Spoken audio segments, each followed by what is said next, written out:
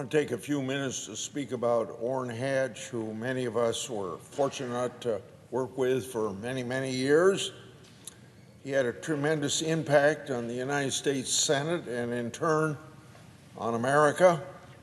Barbara and I first want to express our condolences to his wife, Elaine, their 6 children, their families, and all those who mourn the passing of this outstanding public servant and humble servant of the Lord.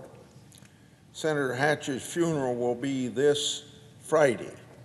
In December of 2018, as his incredible 42 years in the United States Senate were drawing to a close, Orrin Hatch delivered the usual farewell address of retiring members here on the Senate floor.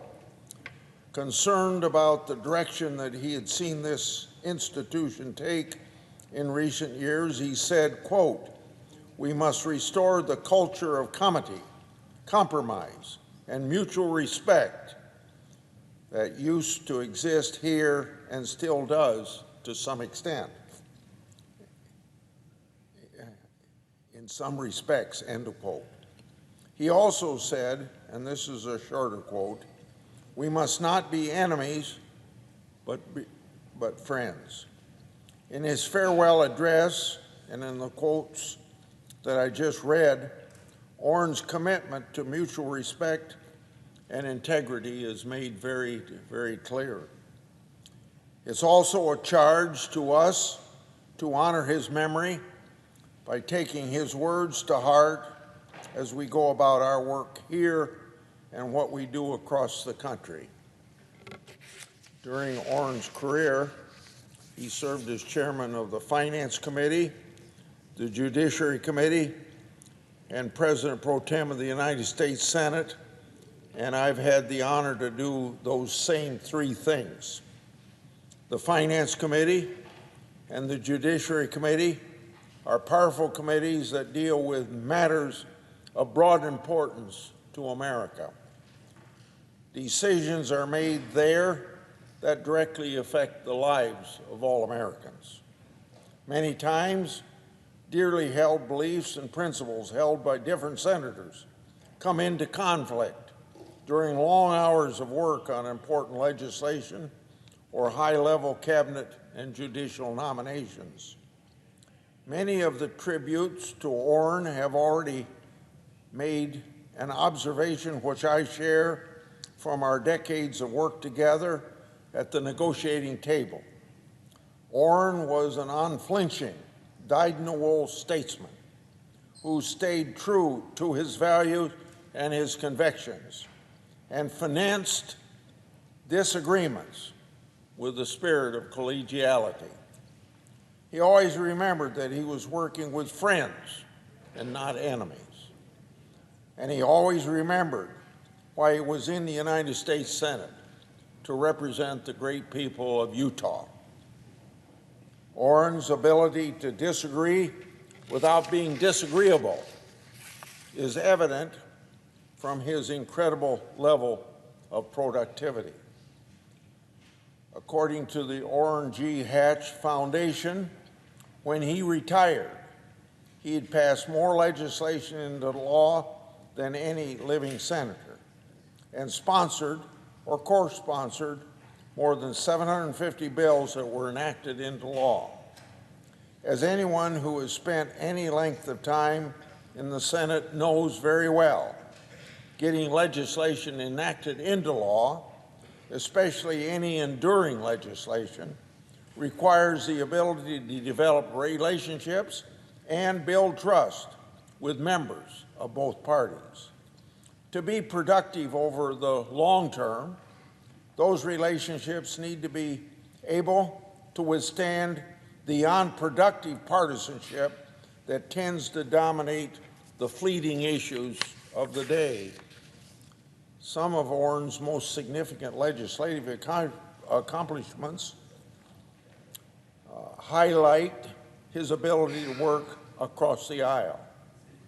A prime example is the Drug Price Competition and Patent Term Restoration Act, also known as Hatch Waxman, stemming from his work with longtime Democrat Congressman Henry Waxman.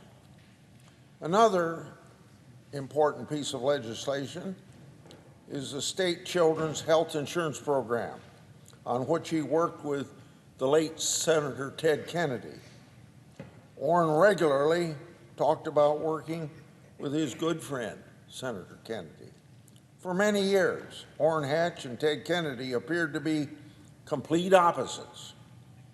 They couldn't imagine those two senators with very different views could even work together, much less be friends.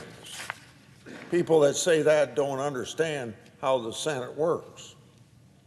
Orrin's spirit of bipartisanship didn't come at the expense of his principles.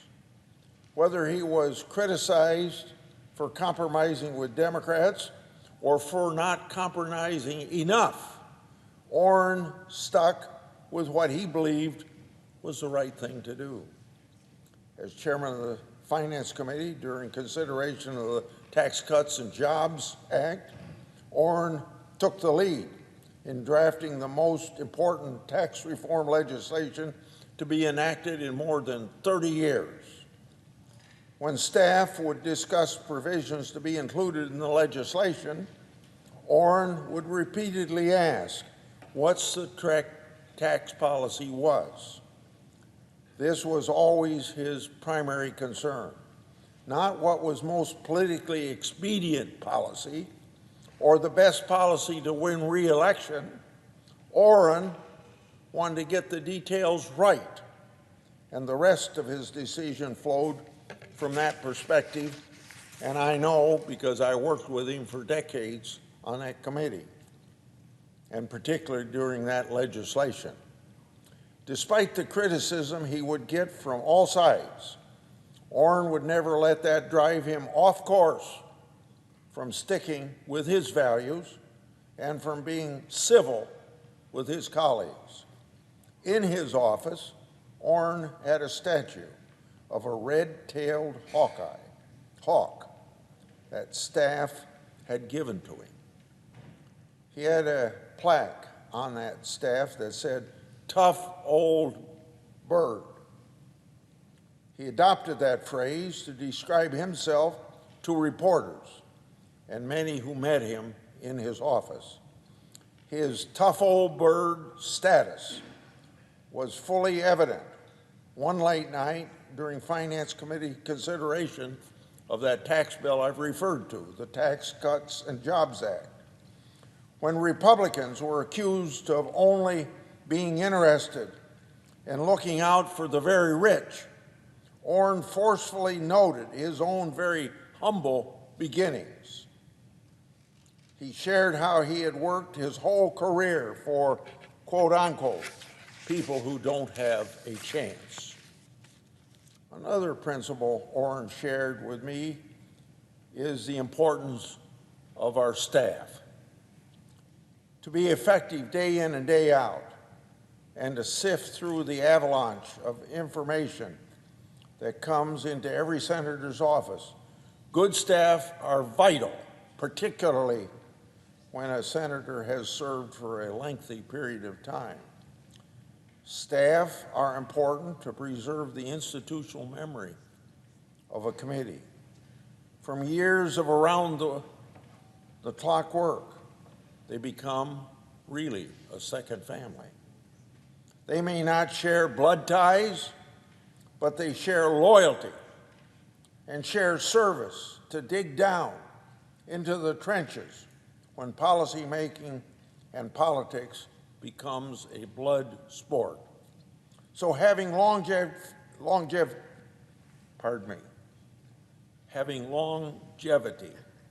and a cohesion within a staff is very, very important.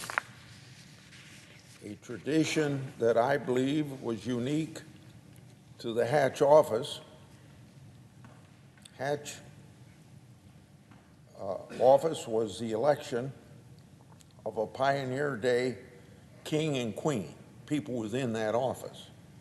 Now, Pioneer Day is a Utah state holiday that celebrates the entry of the first Mormon pioneers into Salt Lake Valley on July 24th, 1847.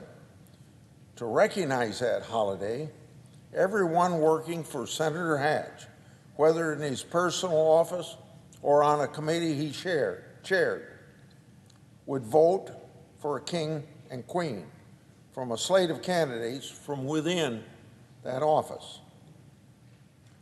At a lunch attended by the whole office, Orrin would announce the winners and crown the king and queen.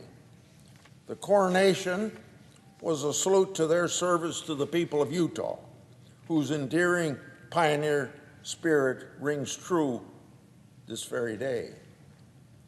Outside of ensuring his office was a place that good staff would want to work in, Orrin was no aloof boss. His sincerity shined through with me and his Senate colleagues, and then, of course, with his staff. He wanted to know what was happening in his staff's lives and made sure to say that he appreciated their advice even when he might not take that advice. In closing, I return to what I said about Orrin and what he said in his farewell address. I associate myself with his remarks that we must be friends and not enemies. That is how we can honor Orrin Hatch and keep his spirit within this institution that he cared so much for and devoted much of his life to here, right here in the Senate. Orrin's lifetime of public service helped generations of families in Utah achieve a better quality of life and made America and the United States Senate a better place. Godspeed, my friend.